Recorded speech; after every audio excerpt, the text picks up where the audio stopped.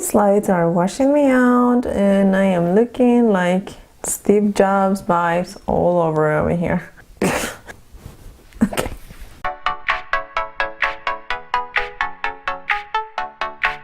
Hello there, fabulous, welcome back to my channel. So in today's video I'm going to be testing out the new Cover FX Power Play foundation, and I'm going to be trying it out for the whole day and letting you guys know how it worked throughout the day and what it's looking like, what I think about it from the first application to what it's looking like at the end of the day. And you guys know that I have oily skin, so I'm going to be giving my thoughts on how it works on oily skin as well. Remember to subscribe before you leave, you guys. Give this video a thumbs up, share it with your friends, follow me on social media if you want. Let's go ahead and get started. Let's jump right into this foundation trial.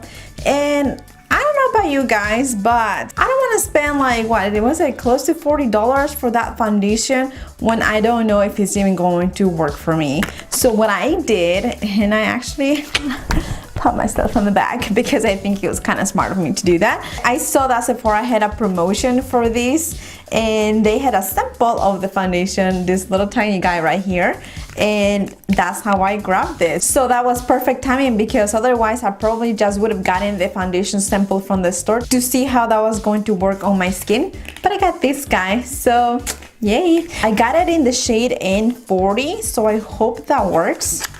I tried it on my chest the other day just a little bit to see if it will match my neck. It didn't seem like it was going to be way off. It did seem just the tiniest bit darker than my skin and a little bit more yellow than my skin tone, but we're gonna try it and we're gonna see how that works out. And as usual, guys, I don't use any primers when I test new foundations just because I wanna really see how they perform on their own.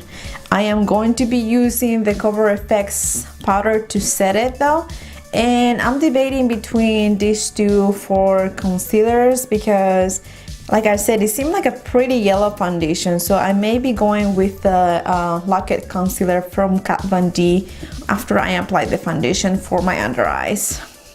Alright guys, let's go ahead and test this out, and I'm gonna do it with a sponge. You guys know I don't like to use brushes for a foundation application, so that's just how it is. And this is the little guy right here, so we'll see if this matches.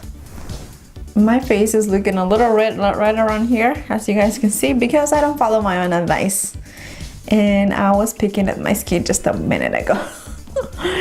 Yeah, that's just, you know, a day in the life of Moni. Honestly guys, I have not watched that many reviews on this foundation just because I really did want to try it and I didn't want to be biased by watching reviews.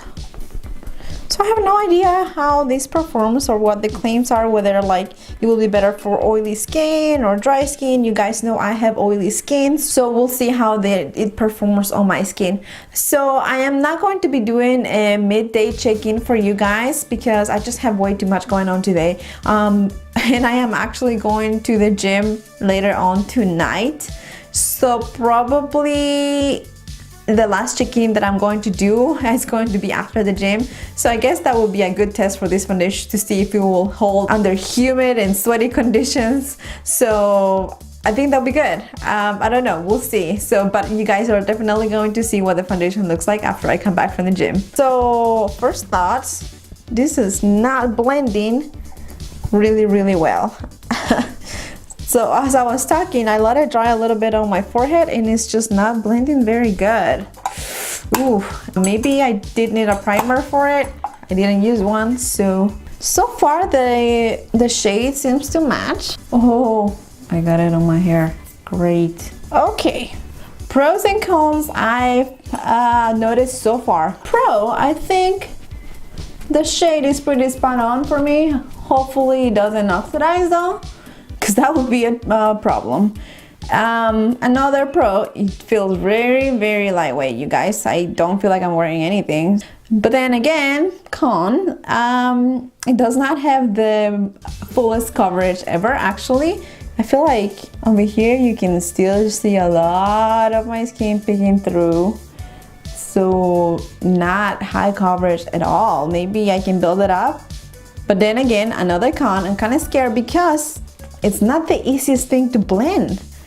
Oh my goodness, I feel like I was like pounding on my skin to get it blended, and I had to do a lot of like this rubbing, which I never ever do with a sponge because I don't ever have that problem. It does look like it's really nice on the skin now that it's blended, but for someone that has dry skin, it might be a little bit too over drying, because I feel like my skin is looking pretty matte right now, and it doesn't feel tight, but it feels like almost like it absorbed whatever oil was on my skin, and maybe that's the reason why it's not blending so well.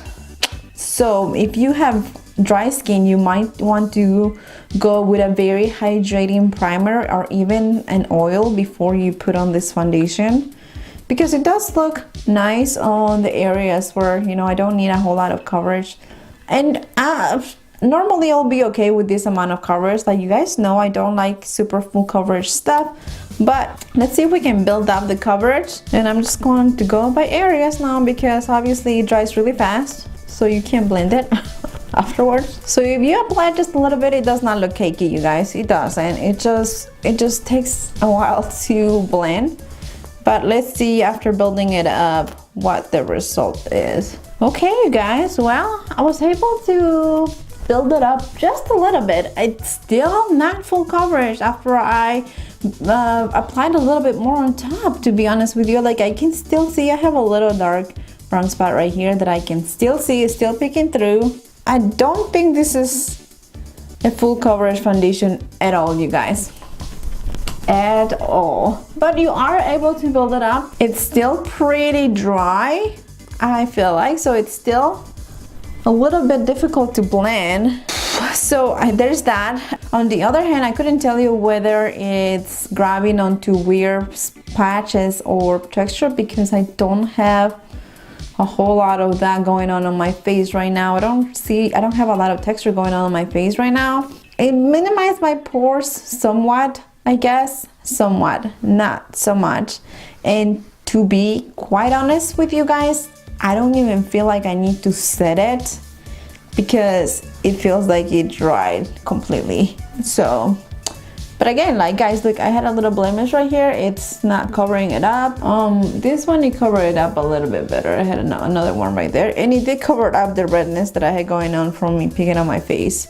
So there's that. But I do have this other little brown spot right here. It didn't cover it up. Let's go ahead and apply the concealer on top and see how that works out. And then I'm going to set everything just to see whether it's gonna turn it cakey or what's gonna happen. And like I said, I think I am going to use the Kat Von D Lock-It concealer for this. Okay, well, the concealer applied pretty flawlessly on top, so I didn't have any trouble blending the concealer on top at all, so that's good. Let's go ahead and set everything just to see how this is going to play with other things. And I'm using again the Cover FX loose setting powder to seal everything in. And as usual, I like to use my sponge to apply powder. It's just a more flawless look, you guys. If you haven't tried this yet, this little trick, you need to. Okay, well, I think it looks alright with the powder on top. It doesn't look like it's cakey. After the powder, it did emphasize a little bit of like a little dry patch that I have up here. But other than that, it looks alright. Again, guys, this is not full coverage at all. Okay, guys, let me go ahead and finish up the rest of my makeup, and then I will let you know how everything looks after that, and how the bronzer, blush, and all of that applied on top, and when my next check-in is going to be. Okay, you guys, so I finished my makeup look, and I mean, this is what it's looking like right now. I use my number 7 bronzer for my bronzing, and my Makeup Revolution blush for my blush. This is so nice, you guys. I did not use a highlighter because I don't want it to affect the look of the foundation, if that makes sense. I don't want it to make it look a little glossy or shiny if that's going to affect the outcome of what I think about the foundation. So I decided not to do that. But this is the finished look right now. everything applied pretty nicely on top of the foundation. I don't have any complaints. It doesn't look patchy. It applied pretty smoothly, but then again, the powder, the Cover FX powder, it's pretty good when it comes to that. I'm pretty happy with the final results right now as far as that's concerned. One thing I do have to mention, guys, that I don't have a lot of fine lines, but I am noticing that it's settling into tiny fine smile lines that I didn't know I had. So I noticed them right here, and it may be because this foundation is so drying. I don't know what it is about it.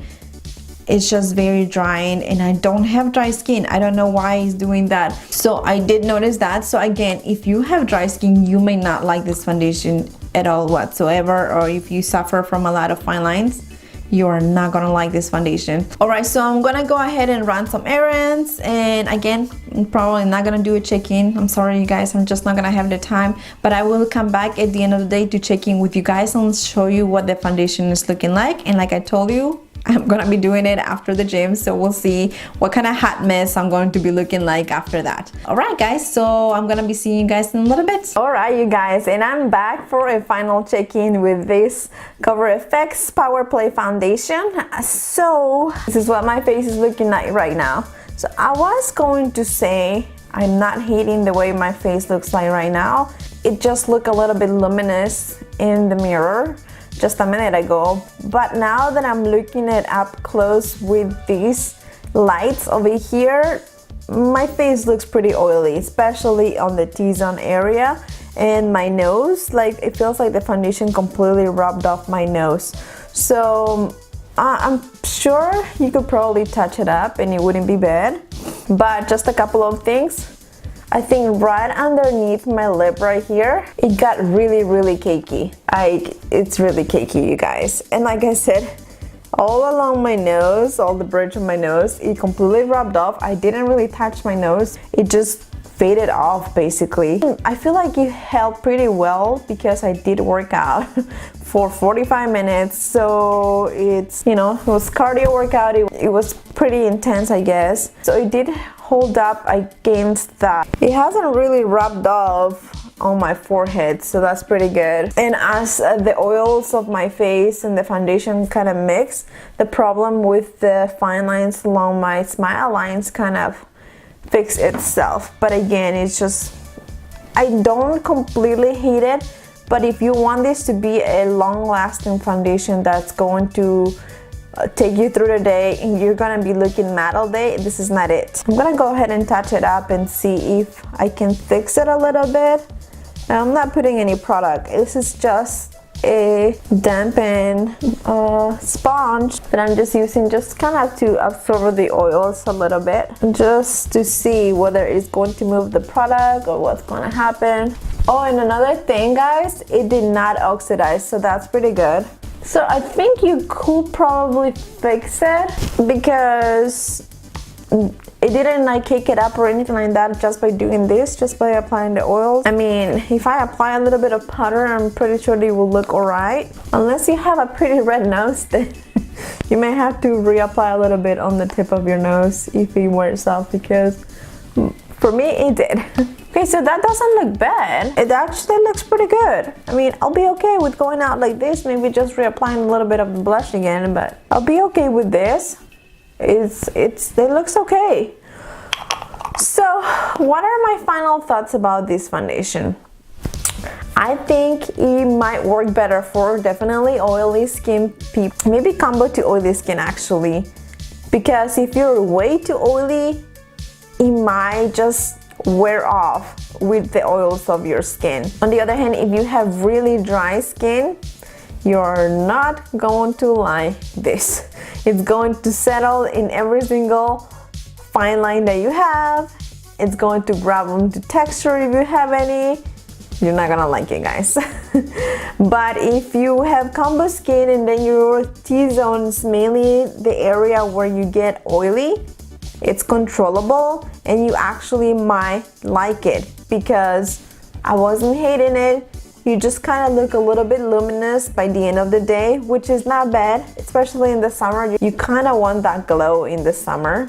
So it's an okay foundation, I guess. I don't think it's going to be anybody's holy grail. It's definitely not my holy grail, and I didn't like it enough for me to purchase the big bottle. So I think this little sample is going to be more than enough for me to try it out a couple of times, see if I can make it work in different ways, maybe apply a primer and make it work that way. I don't think I'm going to be purchasing this foundation. It is not worth $40 for me, so I will say I'm going to pass on this one because I wasn't too impressed with it. So I hope this review was helpful to you, especially if you have oily skin and you were trying to see how that works out on your oily skin, or whether this foundation might work for you or not. As you can see, I think you might be able to make it work, but that's just going to depend on how hard you want to work with this foundation. Please give this video a thumbs up if you liked it. Share it with your friends if you think they will find it helpful. Please subscribe before you leave. I will love nothing more for you to subscribe and come back and see me again. And until then, guys, remember that feeling fabulous, it's all a state of mind. Bye, guys.